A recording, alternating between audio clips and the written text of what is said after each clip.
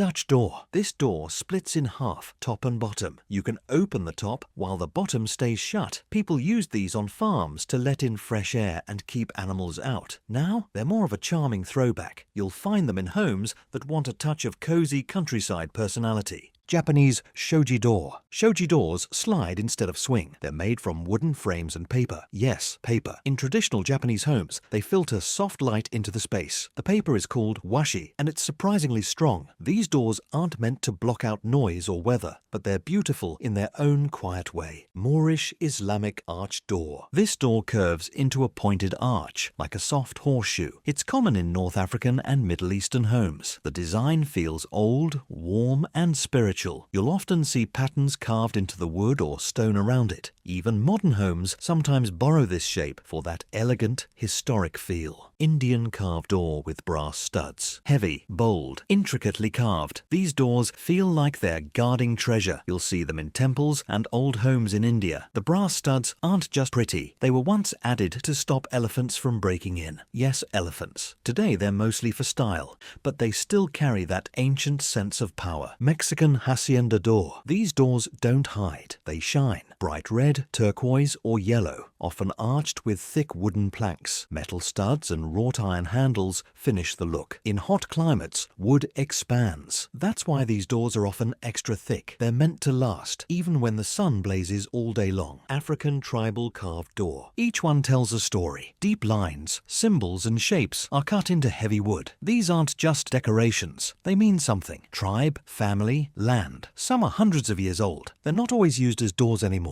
Many end up in museums or as art, but they all started at someone's home. Chinese moon gate-inspired door, a perfect circle. These doors are based on moon gates, round openings in Chinese gardens. Some homes use that shape for actual entryways. It feels soft, open, and welcoming. The circle represents unity and harmony. Not the most common front door, but one that always feels peaceful and poetic. Arched door. Not all arches are ancient. Many new homes use arched doors for style. They soften sharp walls and make the house feel more elegant. Some arches are full semicircles. Others are flat on top with a curve. A small shape change, but it shifts the mood of the entire entryway. Craftsman door. This door is solid wood. It usually has 3 panels and a small window near the top. Craftsman homes value detail and materials. The windows often have little wooden dividers. Here's something cool. The original Craftsman movement was a push against factory-made parts. Every detail was handmade. You can feel that history today. Cottage door. This one feels like it came out of a fairy tale. Rounded top, maybe a little crooked, painted in soft blue, green or cream. Sometimes there's even a tiny window shaped like a heart. They aren't practical for everyone, but if you want your house to feel like a hug, start here. Mid-century modern door. Bright, bold, confident. These doors love color, like mustard yellow or teal. Many have small circular or square windows, placed off-center. They were big in the 1950s and are still popular today. They say, I'm modern but fun. The shape is simple, but the attitude, that's where the door makes its statement. Victorian door. Ornate and detailed, like a doorway wearing jewelry. These doors often have stained glass, carving, and bold paint. Deep reds and dark greens are common. One interesting thing, many were designed to impress neighbors walking by, not just visitors. A fancy front door meant success, even if the inside told a different story. French double doors. 2 doors opening from the middle. Full glass panels let in light and give a view. These aren't always front doors, but when they are,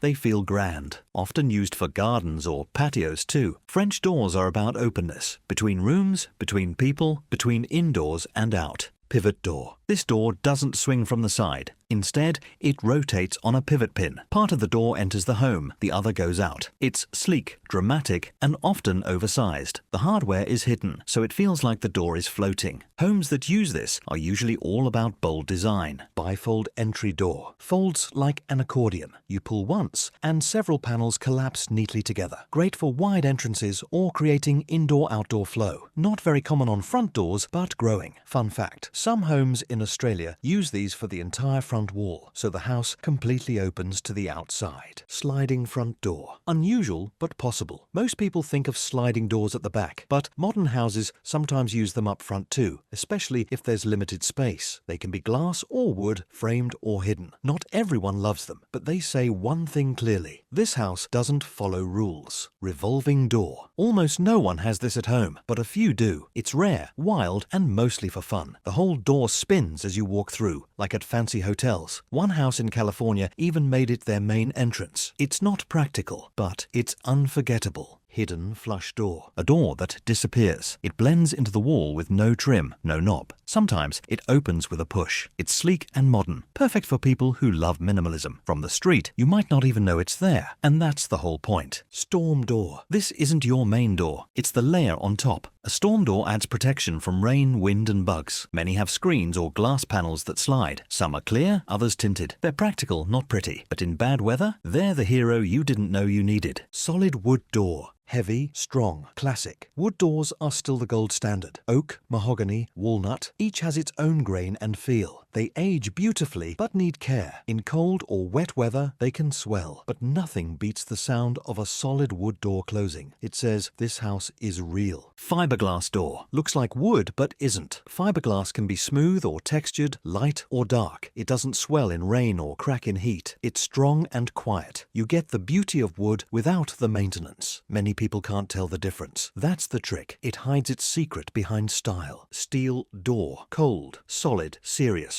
A steel front door means business. It won't warp or rot. It's hard to break. That's why apartment buildings and offices use them. One fact, steel doors aren't usually pure steel. Most have foam or wood inside. The steel is just a skin, a tough one, but still a layer. Aluminum door. Sleek and light, like something from the future. Aluminum doors are usually paired with glass. They're rust-proof, often used in coastal homes. They're not as warm-looking as wood, but they fit modern design perfectly. You'll see them in high-end homes where less is more and shine matters. UPVC door, popular in Europe. Cheap, light, easy to clean. They're made from plastic but sturdy enough for everyday use. Most have steel inside to add strength. You can get them in white, grey or fake wood grain. They're not fancy, but they get the job done, especially in rainy places like the UK. Composite door. This door's a mix. Wood on the inside, plastic or fiberglass on the outside, foam in between. The goal? Get the best of everything. One fun fact, some composite doors are so well sealed they're used in passive homes. Buildings designed to use almost no energy. Quiet, warm and efficient. Panel door. One of the most common types. You've seen them before. 2, 4, 6 rectangles carved into the wood. Panel doors are simple but neat. The panels add shape and shadow, making the door more interesting than just a flat surface. They work with almost any house style, old or new. Flush door. Flat, plain, clean. A flush door has no panels, no windows, no raised edges. It's just one smooth surface. These are cheap to make and easy to paint. Some people find them boring, but in a minimalist home, they're just right. Quiet, simple, nothing extra. Farmhouse door. Wooden, sturdy, warm. A classic farmhouse door might have 3 horizontal panels and glass on top. It's welcoming. You'll find wreaths or chalk signs hanging on them. The farmhouse style isn't just about barns. It's about comfort. This door says, come in, kick off your boots, and stay a while. Colonial door. Symmetrical, neat, a sense of order. Colonial doors usually have 6 panels and sometimes side lights or a fan-shaped window above. They're common in the US and inspired by old British design. These doors feel formal. They fit homes with white trim, brick walls, and flagstones leading up to the step. Modern contemporary door. Straight lines, maybe a vertical window off-center. No fuss. Modern doors use strong materials like aluminum or fiberglass. They often come in deep gray, matte black, or even bright red. It's not about decoration, it's about intention. The message is clear. This house is sharp, smart, and knows exactly what it's doing. That's it. Every type of front door explained. Got one I missed? Or did your door make the list? Drop a comment below. I'll reply to every single one.